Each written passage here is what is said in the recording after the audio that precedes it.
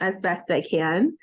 My name is Becky, and I'm the marketing coordinator for BGU International. So my focus is on sharing our university around the world, and I hope you'll find it interesting.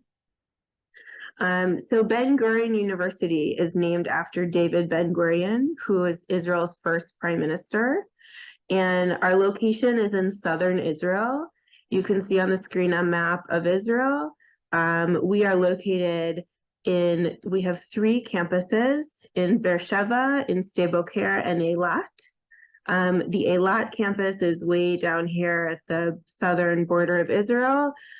We don't have any international programs on that campus, so I'm not going to be really referring to the Eilat campus in this presentation. Our 2 main campuses for international studies is in Beersheba and in Sde Boker. And I'm going to first focus on Beersheba because that's where our main campus is. And then later on, we'll talk about Sde Boker as well. Beersheba is I think, the 4th largest city in Israel. And it's located in what's called the Negev desert, which means that everything surrounding the city to the south is a desert landscape. But the city is actually a really powerful, it says here, a powerful ecosystem. The city is really an epicenter of all of this economical opportunities and also technology. And you can see on this map that Ben-Gurion University is located right across the street from Soroka Hospital, which is the largest hospital in Israel. It caters to all of the Negev population. And if you cross, there's a bridge that connects the university campus to the Advanced Technologies Park, which I'll talk about in just a second.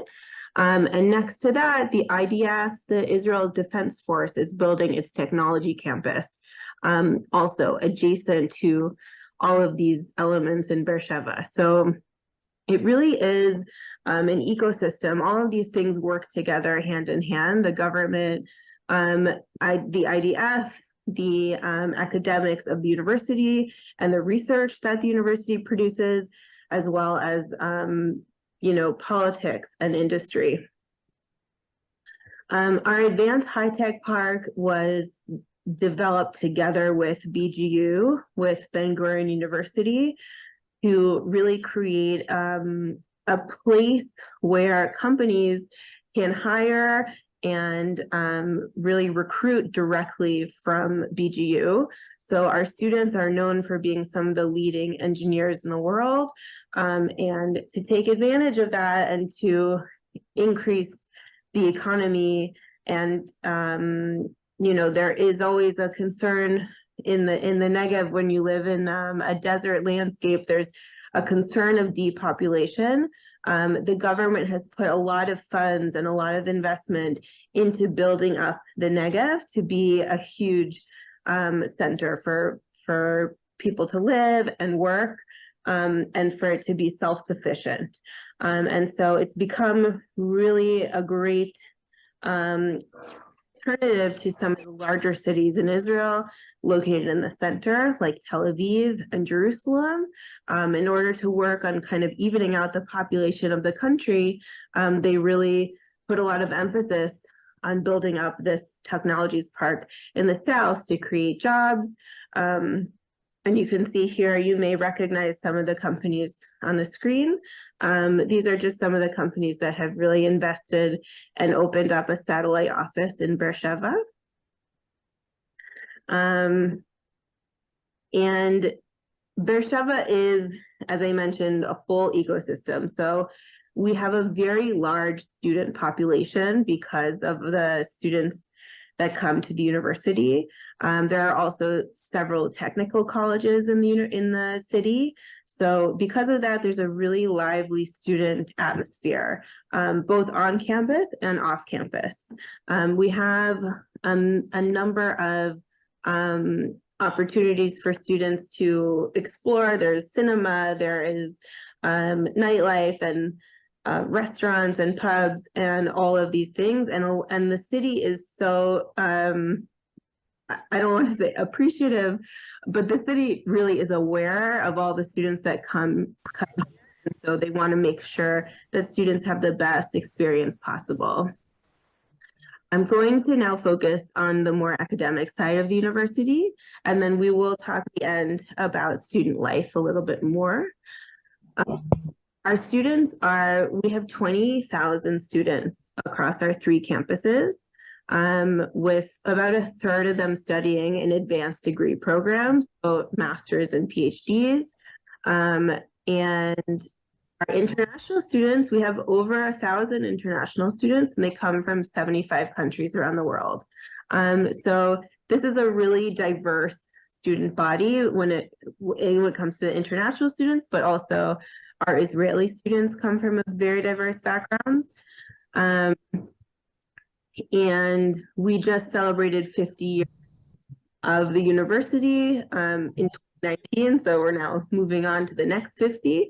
The university was founded in 1969, and it is a very well established, very well regarded university in Israel.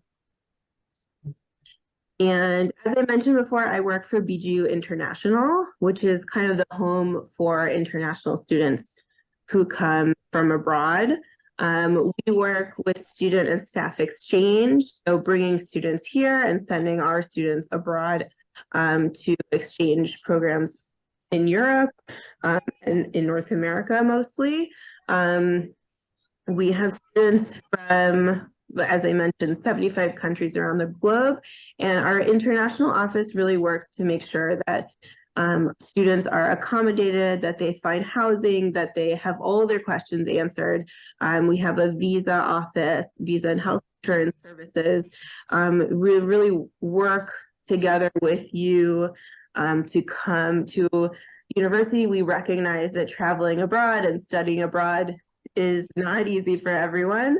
There are things that, that are things that people need to get used to, and we are, of course, here to help with that process. These are some of our most well-known alumni who've gone on to do really phenomenal things. As I mentioned before, the kind of the main industry that BGU is known for is engineering.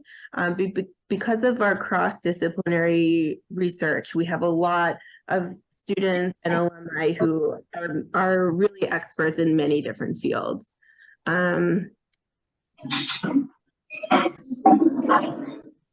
If you could just mute your screen, your cameras.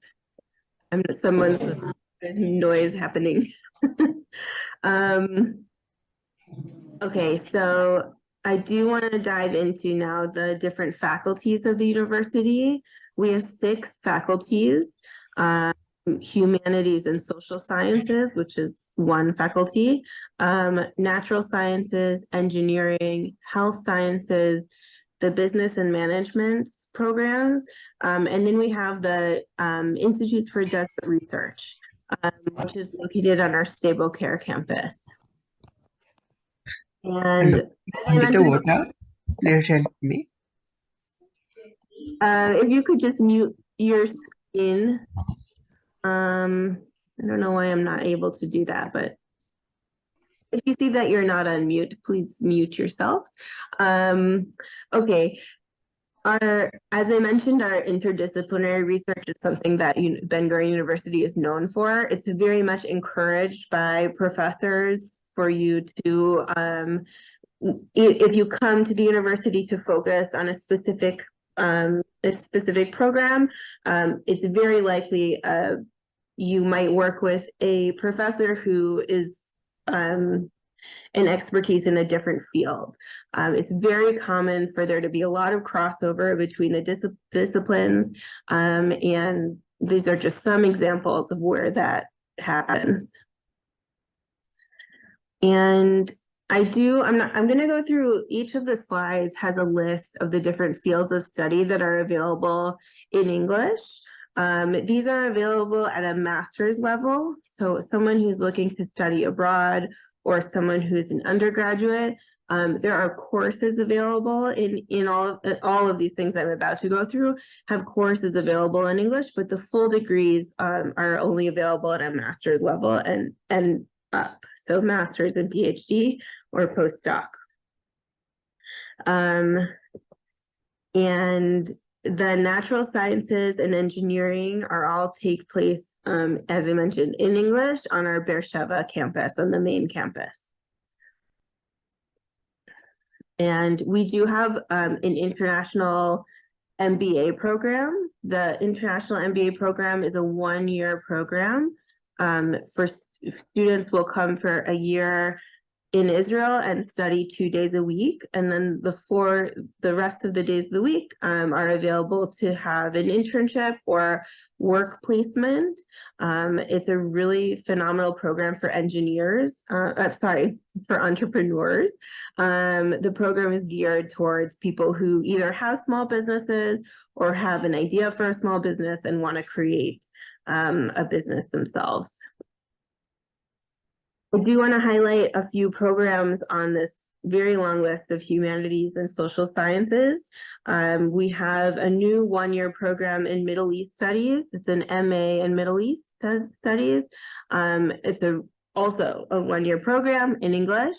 And we have an Israel Studies program that's available on our Stable Care campus. That's a 2-year program. And another really exciting program is our African Studies MA program, which is an MA in African Sustainable Communities. The program is 1 year of learning in Beersheba and then 3 months of project placement in Africa. So those are just some of the ones I wanted to mention. The Jacob Blaustein Institutes for Desert Research is the institutes are on the Stable Care campus. Stable Care is an incredibly beautiful desert environment, and I really believe strongly there is no better place to study the desert. There's a lot of research that happens at the institutes. These are all the courses that are available at an MA degree, at MA level. And if this is something that you're interested in, agriculture, in hydrology, in solar energy, all of these things, it's a really phenomenal program. And the place where you study in Stable Care is like an oasis for scientists. It's really a phenomenal place. I can't recommend it higher. And our Faculty of Health Sciences, we don't actually have a degree program at this time, but there are courses available in English at an undergraduate or master's level. So we do offer a study abroad and exchange, master's, PhD, postdoc, academic internship, and then we also have summer courses. I'm sorry, everyone, my dog is barking. One moment.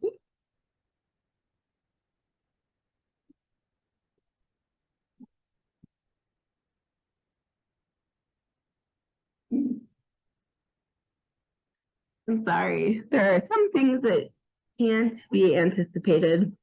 So I do want to highlight our summer courses we offer. We are really nearing the end of our recruitment season for summer because the programs are already coming up in July.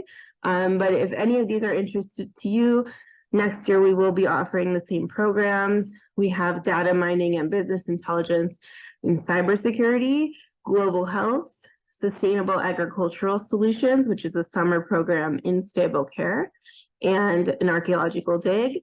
And new this year for the first time, we're offering Modern Israel, which is an opportunity to study either Arabic or Hebrew, and a language course together with an Israeli culture course. And now I will move on a little bit to talk about student life. Our international students who come have the option to live on our international dorms. And you can see the red circles on the screen. Those are where the dorms are located. It's extremely close walking distance. In general, students at BGU tend to live in a walking distance from campus, both on stable care and in Beersheba. Beersheba is unique in that many of the Israeli students who come to study at BGU do not live in Beersheba, meaning they didn't grow up in Beersheba, so they rent apartments and live very similar to the way a college town works in the United States, where students live around the area in really affordable housing, and the whole area is really converted and caters to students. So we have dorms available for couples and families and single people.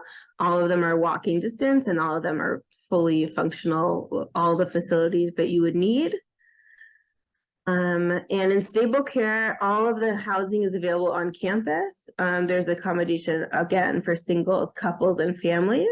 And the units are available at a very big subsidy for those who are doing master's programs. So in terms of transportation, Beersheba is available by train or by bus. The train is about an hour train ride to Tel Aviv for students who are interested in traveling around. Tel Aviv is the biggest city in Israel, and Beersheba is an hour train ride from there.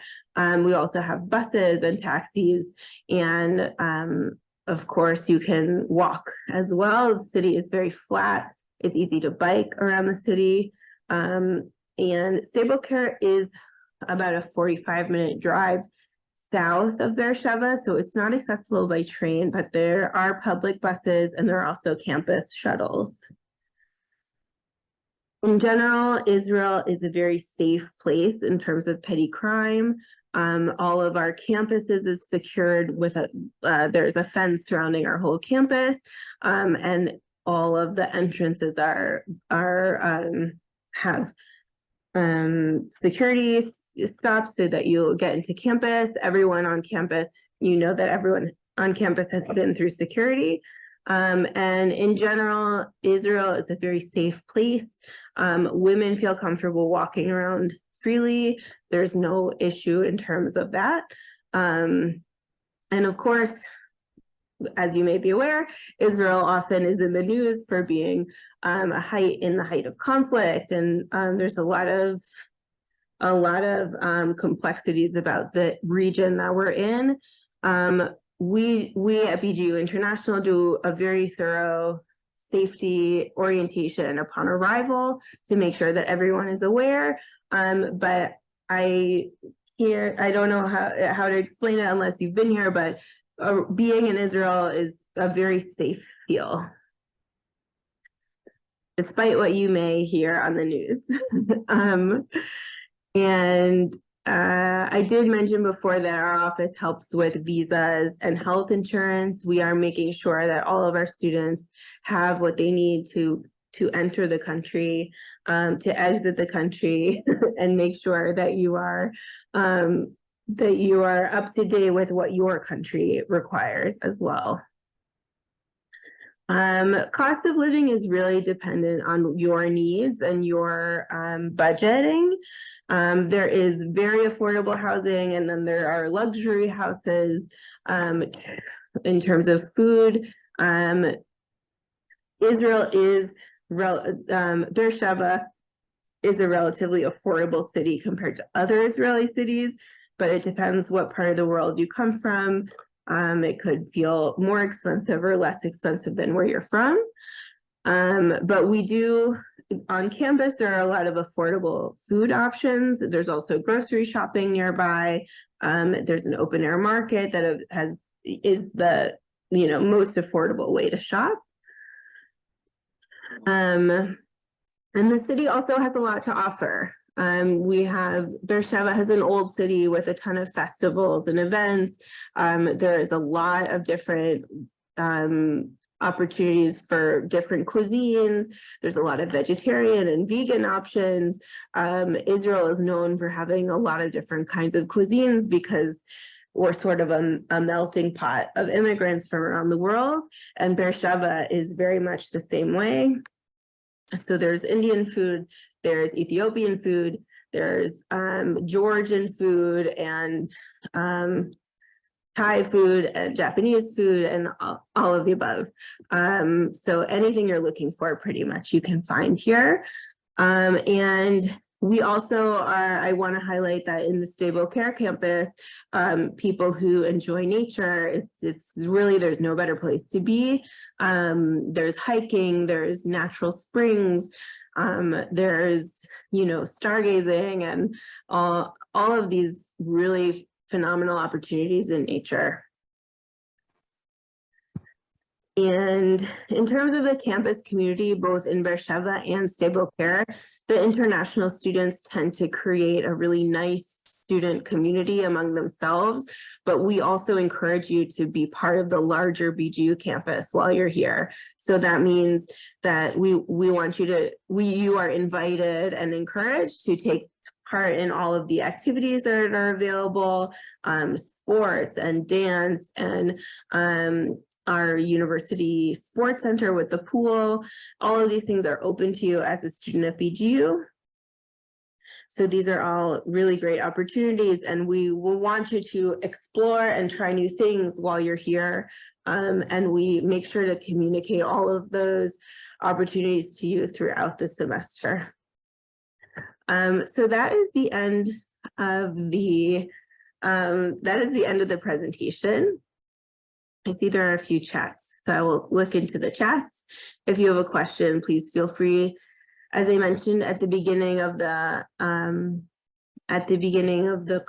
call, that I will try my best to answer, but I'm the marketing coordinator, so I don't have all the answer when it comes to academics.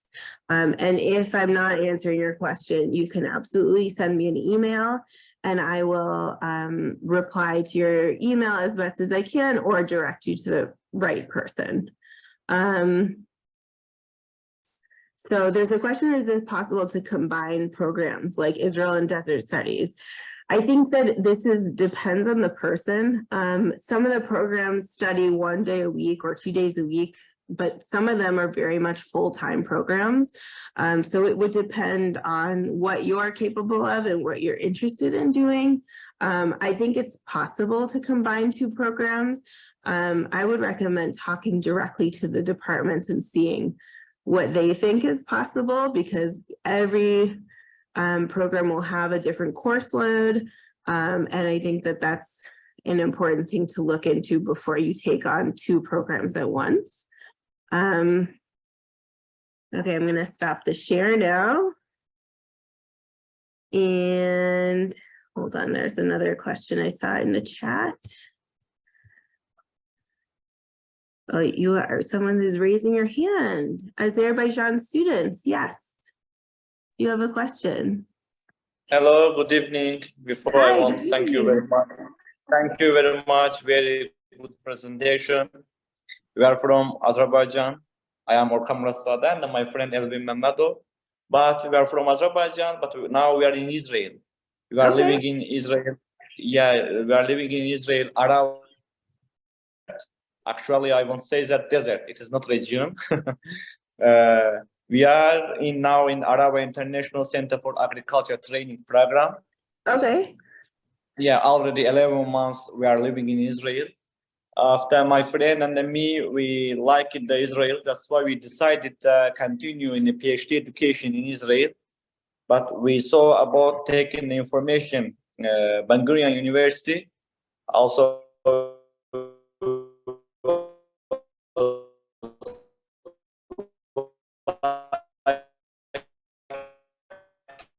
it's this university about research. Embassy opened in Israel. That's why we want to apply about in agriculture to PhD education. Our question like this one is, please speak about how we making the apply and what time is the deadline, We have not information about this one. Also, we are in Arava, we are in Israel. Also, we can come to Ben-Gurion University. We can meet with some professor. That's why we won't take any information. Okay, I know that there is a lot of crossover between BGU and the Arava Institute. I'm so glad that you're having a really positive experience and you want to continue on in Israel. That's amazing. Yeah, the first thing to do with a PhD is to get in touch with a professor. Either a professor directly or with the Kreitman School, which is our school that I'll put it in the chat so you can see the name of it. It's called Kreitman. They deal with everything that has to do with PhDs. I'll put it in the Kreitman School, and you can Google Kreitman School, and then you'll see it. But that's one of the people who you need to be in touch with, and you can write an email and explain exactly what you just said and see what your first step needs to be. Good luck to you. That's amazing.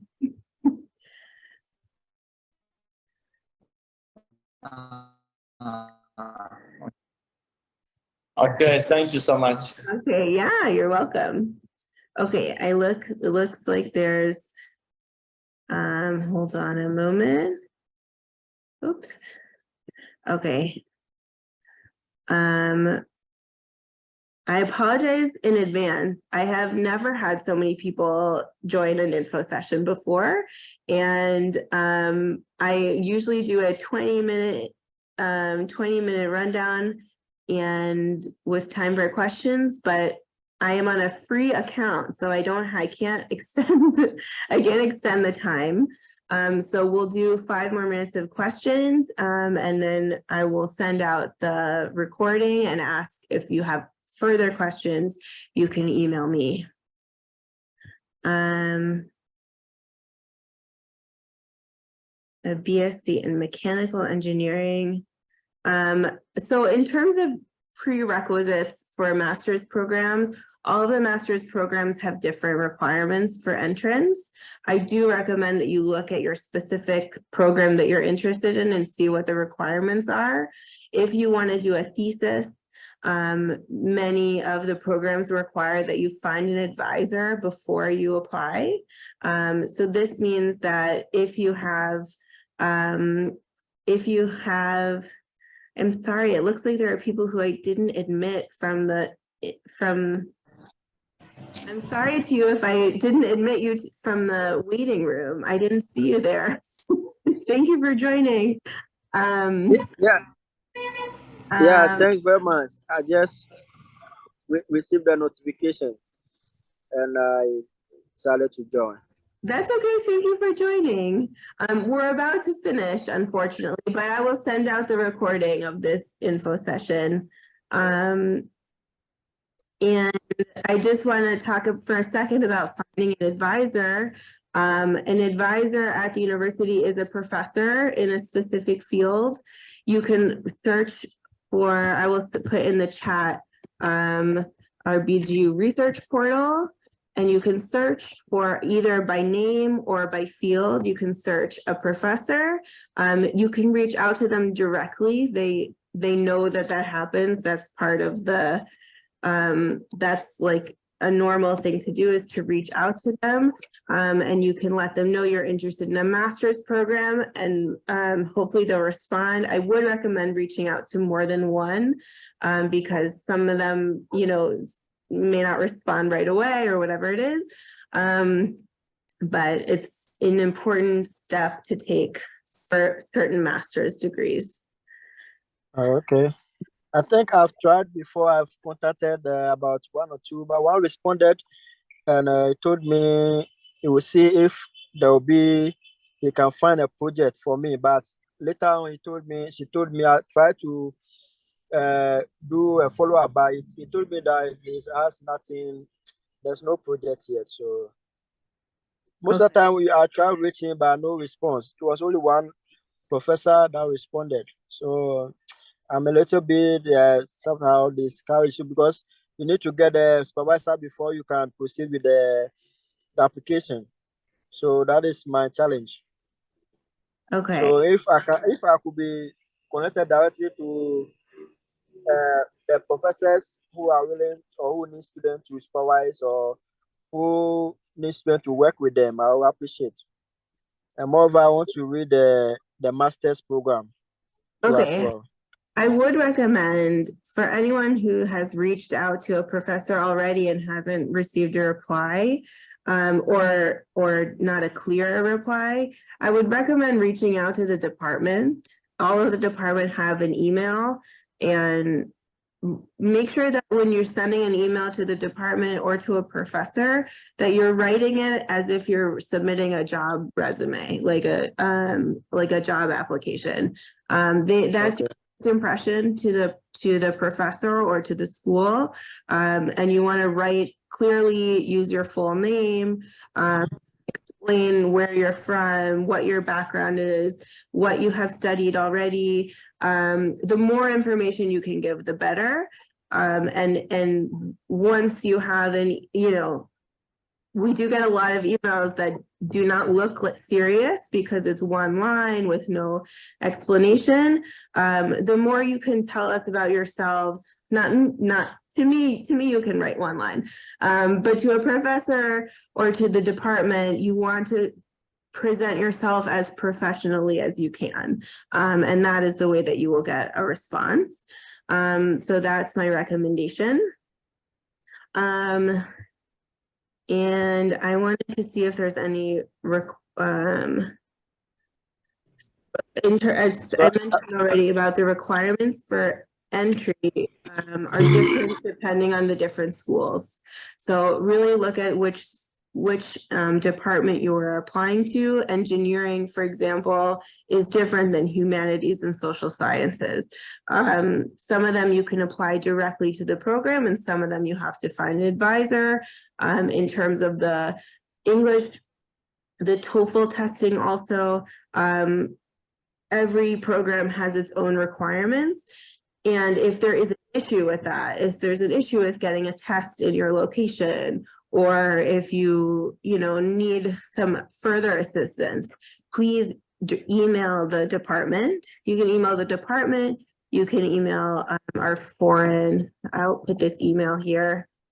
There's a foreign registrar, which is our English speaking registrar, and that is the people who will be able to answer you about questions you have specifically about registering for a program.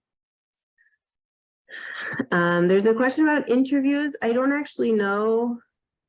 I don't know. I think that's going to be very specific to which program you're applying to. So I would follow up with the person you've been in touch with about an interview to follow up when that happens. I don't think that all programs do require an interview. Usually if you have an advisor, if you're applying for an advisor, that advisor will want to interview you. So that it could be that question is about an interview with an advisor. So you need to be in touch directly with them, because each person will have their own each person will have their own timeline. Each professor, rather. Okay, because we're short on time, I'm gonna end the meeting now, and thank you all for coming. And I'm putting my email again here for anyone who needs. I also appreciate if you can send the email of the department, like let's say biotechnology engineering. I have the agricultural engineering background, so maybe I might like to do something like biotechnology or soil and water engineering.